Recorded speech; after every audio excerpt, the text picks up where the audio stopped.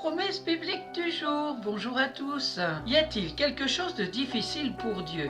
Or, à celui qui peut faire par la puissance qui agit en nous, infiniment au-delà de tout ce que nous demandons ou pensons. Jérémie, chapitre 32, versets 26 à 27, il est écrit « La parole de l'Éternel fut adressée à Jérémie en ces mots. Voici, je suis l'Éternel, le Dieu de toute chair, y a-t-il rien d'étonnant de ma part ?» Pourquoi est-ce que Dieu pose une question à laquelle lui-même a la réponse? Il le fait dans le but de nous emmener à réfléchir. Luc chapitre 1 verset 37, car rien n'est impossible à Dieu. Si à Dieu rien n'est impossible, pourquoi est-ce que les personnes qui le suivent vivent dans le manque et la limitation? Première raison, c'est l'absence de demande. Matthieu chapitre 7 verset 7, demandez et l'on vous donnera. Cherchez et vous trouverez, frappez et l'on vous ouvrira. Nombreuses sont les personnes qui espèrent ou souhaitent recevoir alors qu'elles n'ont pas demandé à Dieu ce dont elles ont besoin. Prenons l'exemple du fils prodigue qui, une fois revenu à la maison, a eu droit à un festin organisé par son père. Mais,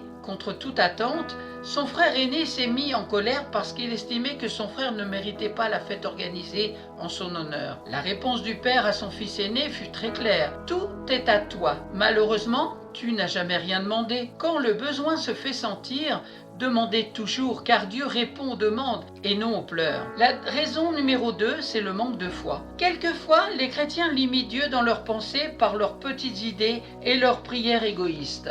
Psaume 145, verset 3, « L'Éternel est grand et très digne de louange, et sa grandeur est insondable. » Redimensionnez votre foi.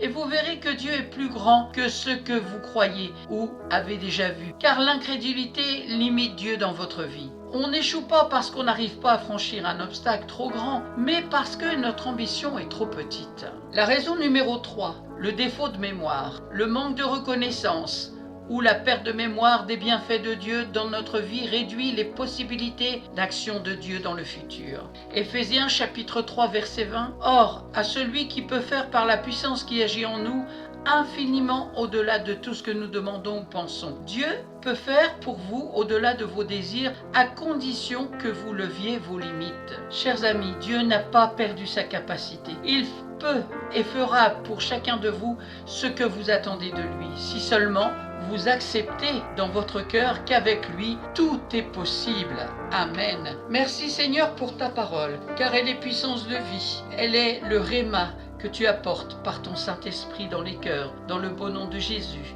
Amen. Merci à vous d'avoir pris du temps pour écouter Promesse biblique du jour. Y a-t-il quelque chose de difficile pour Dieu? Je vous souhaite bon courage, bonne méditation et prenez bien soin de vous. À très bientôt.